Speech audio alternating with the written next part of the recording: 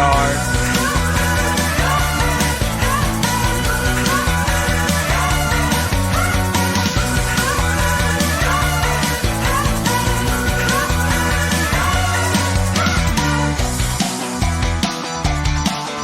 Myself to Jim Crockett Promotions this weekend. I think I got a taste of the same medicine Jim Crockett Promotions took, but I have a lot more fucking money than Jim Crockett did, and I'm serious, I'm not gonna sit back and take this fucking shit.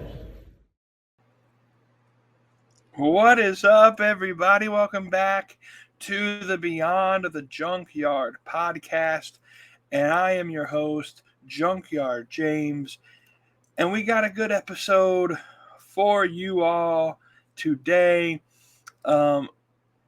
But first, I hope you have, if you haven't already, but I hope you've already seen the first episode of JMG Reacts with me and my guy K-Dog as we expand on the amount of content that we give you guys.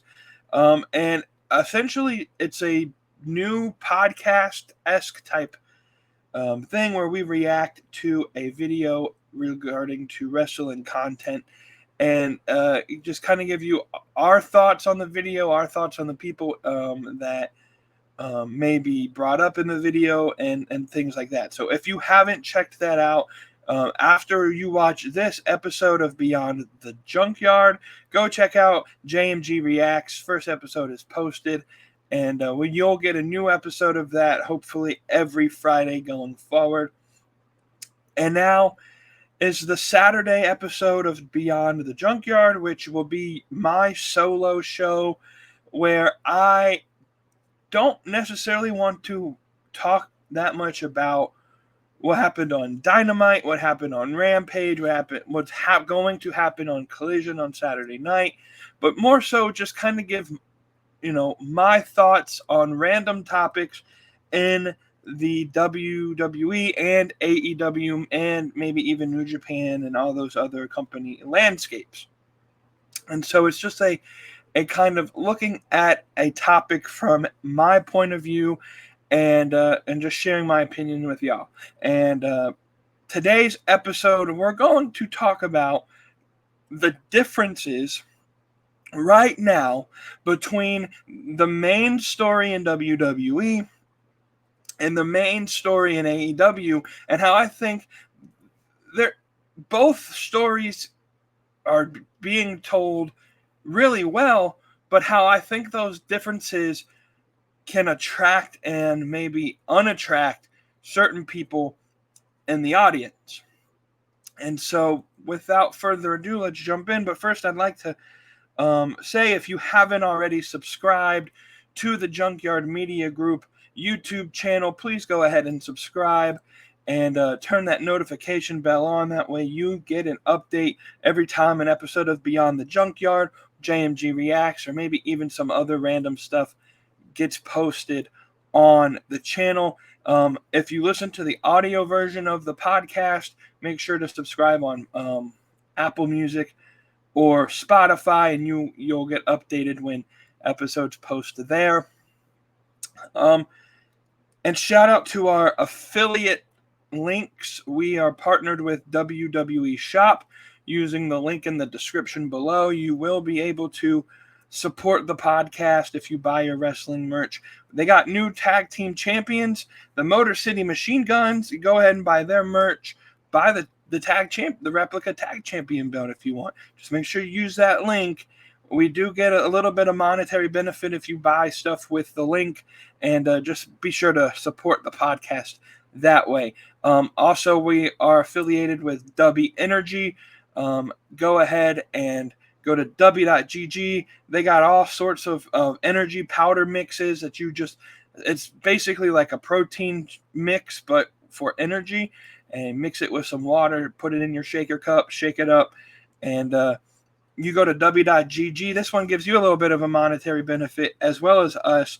Use the code Beyond the Yard at checkout. You save 10%.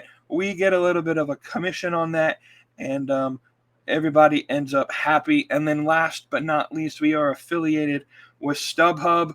You want to go to World's End, you want to go to SummerSlam or WrestleMania, you know you're going to find tickets on StubHub, or hell, even outside of the wrestling scape.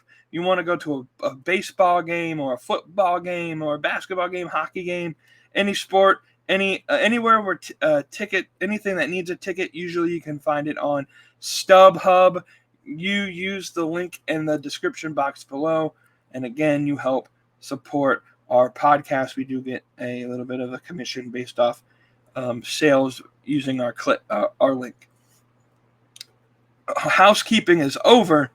Let's get going. One last thing, though. Join the Discord, and let's have some conversation. Let's build this into a thing. Link to that is at junkyardmediagroup.com, and you can find all of our social media pages and links there as well. So let's get going with our topic today. The first thing I want to talk about before we get to that main topic is how good Rampage is doing. And I know Rampage doesn't get the love that it deserves, and it's probably going to be cut at the end of the year with the new TV deal. But the last several episodes of Rampage that I have watched have been really good, putting on really good matches in that hour slot. I think Rampage would get a lot more love if AEW decided, hey, let's not put it on at 10 o'clock on a Friday night after 2 hours of SmackDown, and you're not going to get a lot of people to watch it that late at night. If they put it at a normal time slot and in a time slot that can generate some buzz, I think it could do decently well. But the show itself is great. So if you haven't watched Rampage recently, make sure to tune in on that. Same thing with Ring of Honor. Honestly, I know it's behind the paywall, and that's kind of tough to have to get ROH to their subscription to watch it, but pretty good stuff. And anyways, to the main topic here. So WWE, and it's felt this way for the entirety of this Bloodline saga. For the 3 or 4 years that they've done this Bloodline stuff, it felt to me like, honestly, like it's like the Fast and the Furious mixed with Marvel Universe. Like, it feels really childish. It feels really cartoonish, and that works, and they do it really well, but after a while the gimmick kind of gets a little sour on at least on me. It did, and I'm not a big fan of the Bloodline storyline continuing as long as it does. For the same reason, I'm not a fan that they've made 10 Fast and the Furious movies, or I'm not a fan that the Marvel Universe just never seems to end. And I get that WWE has found their cash cow and they're going to milk it till it's dry, but I feel like it's already dry, and they're just making that poor cash cow suffer now, trying to just pull every single drop of cash that they can pull from it. And with that being said, like, the story isn't terrible. Like, I understand where it's going. It seems too cartoonish. And that's just to me. And so when we compare it to what's going on in AEW with their big story, which is the Blackpool Combat Club turning on Danielson and now ultimately creating a war between the top babyfaces in AEW, like, it just seems more mature. It seems more adult. It's more Arkham City, bad guys running the asylum, and the authority figures can't handle them, and it just feels like it's a more grown-up story that's going to attract a more grown-up audience. And part of me says, like, WWE, this has always been their MO, is the cartoonish, attract to a family-friendly, the baby faces win all the time atmosphere.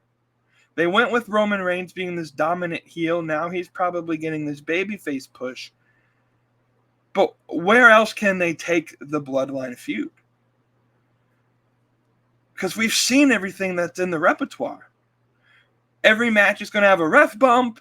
we're going to have some new member of Roman Reigns' family come out, or Sami Zayn's going to come back, or something that we've already seen will take place. And it just kind of seems like they're just rinse, repeat on the same thing. It's like a copy and paste of the story, just maybe with different characters or a different meaning behind this fight, or compared to the last time they fought. And now, like, the Usos are back together, and it's the original bloodline versus the new bloodline. And like, I get the premise. It just seems very childish, very cartoonish, very Disney-esque. And for the fans that want to see fresh, new, exciting, it feels like we're not getting fresh, new, exciting. We're getting same old for the past 4 years. And people sit here and complain about, like, booking of certain wrestlers and why they're stuck in the mid-card. And the reason that they're stuck in the mid-card, people like Carmelo Hayes should have instantly shot up the card, spent a little bit of time in the mid-card, and then became a main guy. But there's no room at the top of the card because rinse, repeat, the same bloodline story. And at some point in time, the bloodline just has to disband. But I don't know where they go, because you can't just cut off the story. It has to come to its final conclusion. But I felt like the final conclusion could have been Cody Rhodes beating them. But yet they've turned it into an inter-bloodline feud. And I don't see where we get anything fresh, new, and exciting out of it. It's the same old, same old. We're going to have the same old matches with the same old characters and the same 5 to 10 guys in the main event picture that we've seen for the past 5 years. And your main title, it's not the biggest draw. It's not the second biggest draw. It's not even the third biggest. Like, Cody Rhodes isn't a draw. Gunther isn't a draw. Like, your biggest draw is just this big bloodline feud that you have to keep on the at the top of the card, because it's just too big of a story to put in the mid card. And so I like it. The story's not terrible. I just think it's just very cartoonish. It's very, very much Marvel meets WWE. And, like, we're going to get to Survivor Series War Games, and the War Games match will be New Bloodline versus Old Bloodline, and we'll get the Super Friends and all of that stuff to come out. We'll have Cody and Sammy and Roman and the Usos fighting Guerrillas of Destiny, GOD. I'm going to call them that regardless of if that's their tag team name now. Jimmy Fatu, Solo, and they'll bring out one more guy, probably Zilla or Hikuleo. So we're like 5-on-5. And it'll be a good story. It'll be very entertaining. It'll be a good match for the War Games. But we're not introducing anything new. We're not reinventing the wheel. It's like you're drawing this out for far too long, in my opinion. Now compare that with what's going on in AEW. We have Jon Moxley, Marina Shafir, Wheeler Yuta, Claudio Castagnoli, who, for all intents and purposes, they haven't been the top guys ever and the top of the card. Like, Moxley has individually, but Blackpool Combat Club kind of lost its steam for a while. They're in the middle of like all of 2024, honestly. Like, they were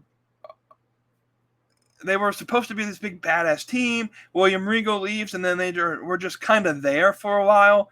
But now they're this big badass team again, and this is what they should have been from the beginning.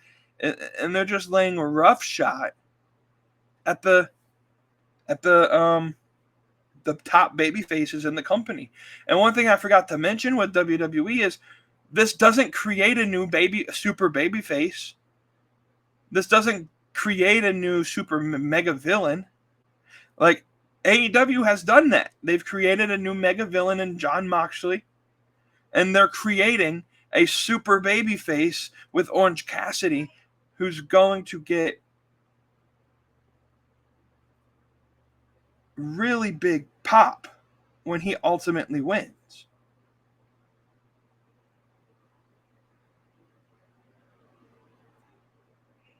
And so, at the end of the day,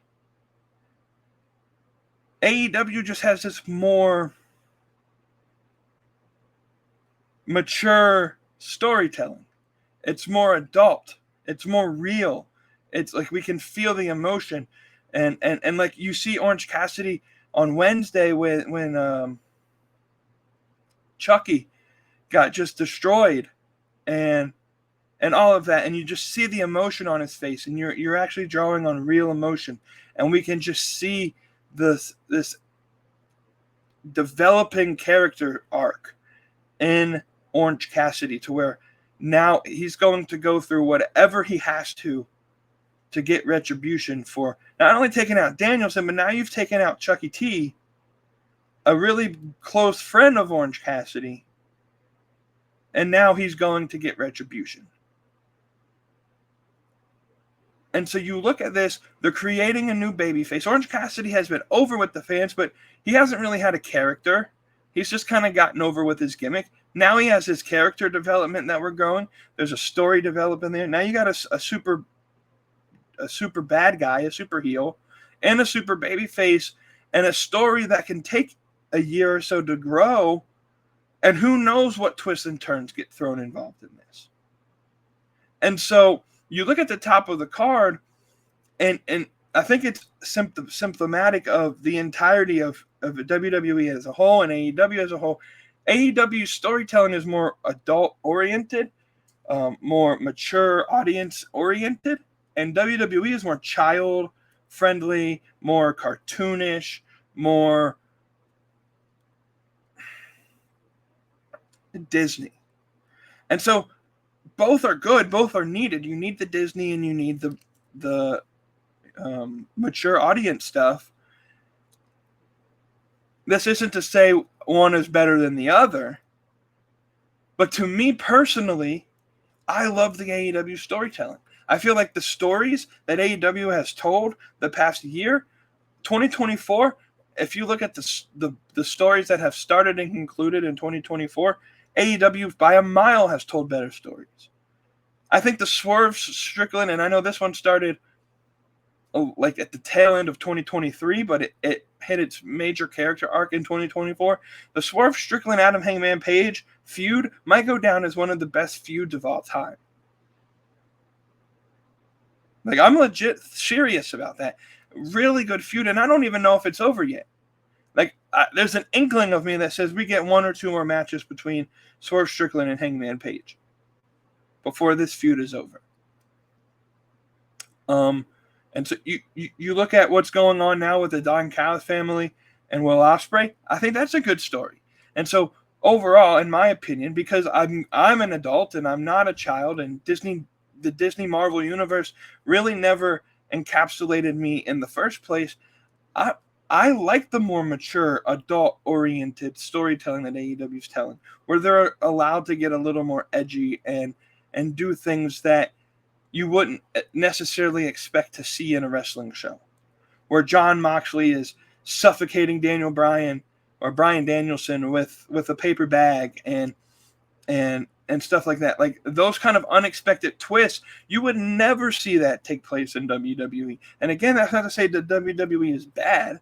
Like, I've actually been quite interested in watching WWE product here recently. I've watched a lot more the past month or two than I had for a while. Like, I'm not shy to admit that I'm an AEW hardcore fan. I love AEW. Everything AEW does, for the most part, I think has been really good. There's some things that I think they can do better, but that's more so on the out of the ring stuff, like the marketing and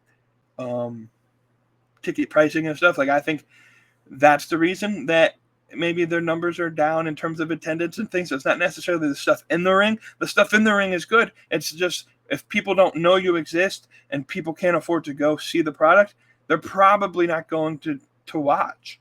And so you got to get them in the building before you can give them the product. But once they see what's in the ring, I think everybody likes it. I think AEW has done a really good job telling stories the past year and a half.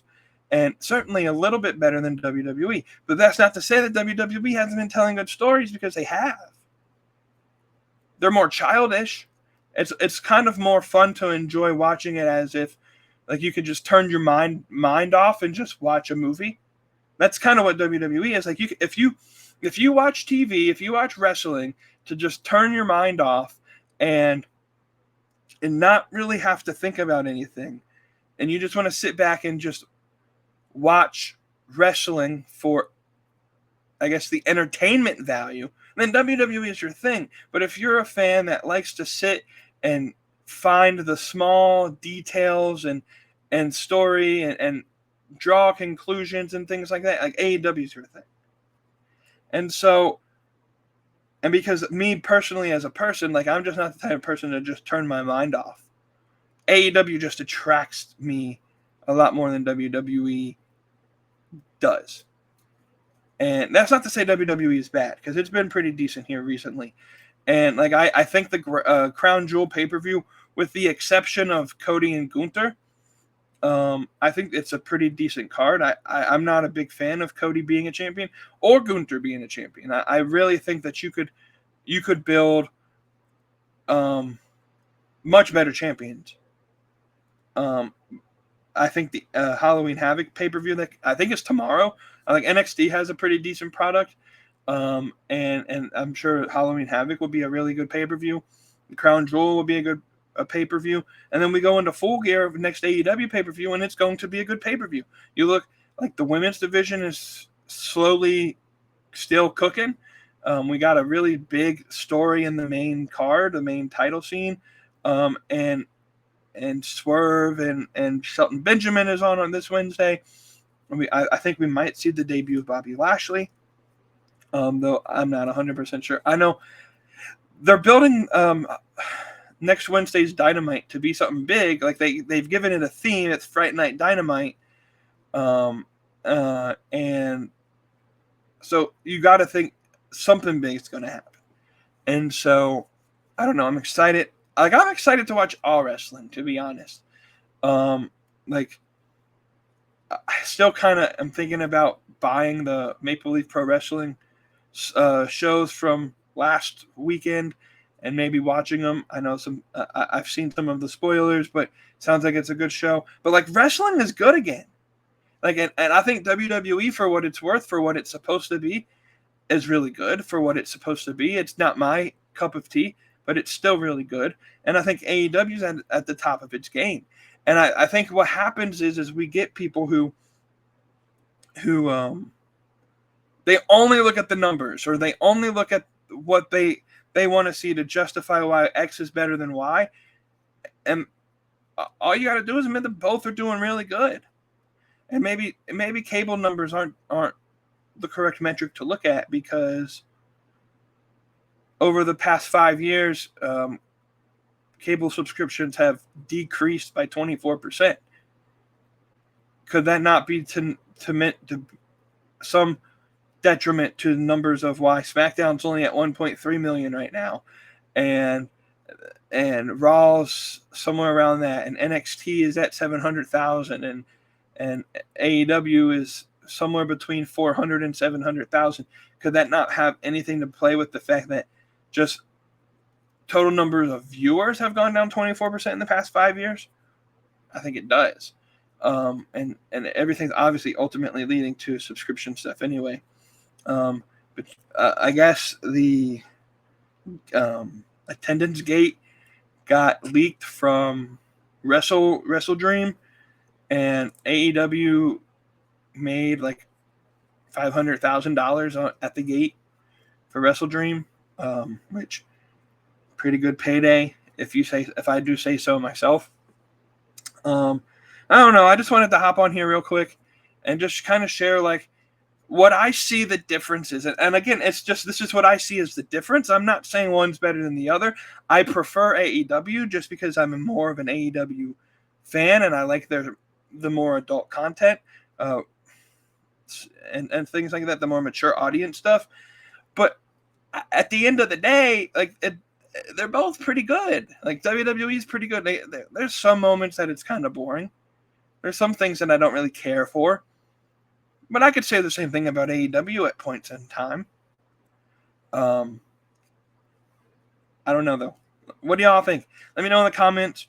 Like this video, share this video, comment, subscribe to the channel, follow on Spotify and Apple, follow us on Facebook, follow us on X. All of the links to our social medias are on the website, junkyardmediagroup.com. Check out the links to our affiliate sponsors in the description below. And until next time, we will see y'all on the Beyond the Junkyard podcast. Probably that will be the Full Gear prediction show, unless K-Dog has a plan to do his own podcast. I've given him the option that if he wants to record his own solo episodes, that he is within his freedom to do so. But if not, we'll see you at the Full Gear prediction show. We'll see you either next Friday for J&G Reacts. Episode 2 comes out next Friday. Or I'll be back next Saturday to do another episode of my Saturday show, Beyond the Junkyard. Until then, y'all, we will see you, and we are out.